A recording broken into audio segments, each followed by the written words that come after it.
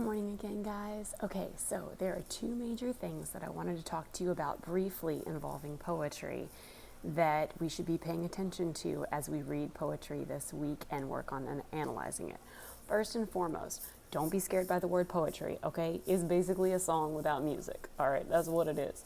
So don't let that scare you. Second thing, poetry really focuses on, and most poets will do this, you'll notice, economy of words.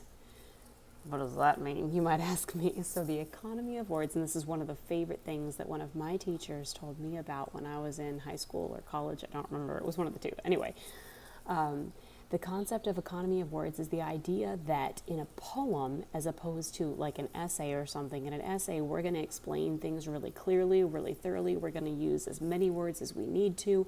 In a poem, you use the smallest amount of words possible to make your point.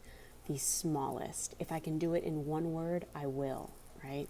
The smallest amount of words possible. So economy of words. If you get an economy seat on an airplane, it's small, right? It's cramped. It's not super comfy. It's usually cheaper.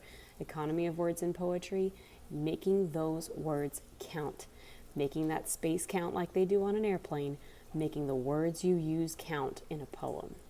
All right, the second thing that we'll notice big time in poetry, and this you're actually going to read about in an essay titled Poem Crazy a little bit throughout the week, but that is the idea that poetry is so often based on a single image.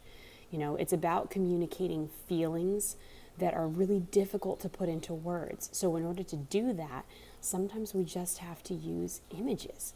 We can't express the weight of the feeling in the words. I can't say, "Oh, I'm sad," and you get what I'm saying. Like I have to say that my heart is heavy like a lead rock, right? Which doesn't even make sense because rocks are not made out of lead, but whatever, right? That's the idea. The idea is using metaphor and using images and painting those pictures with our words so that, people get the weight of the feeling and they understand the feeling.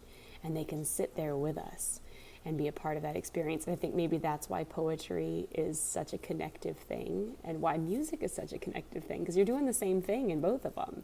You're connecting humanity, and that's a beautiful thing. So there you go.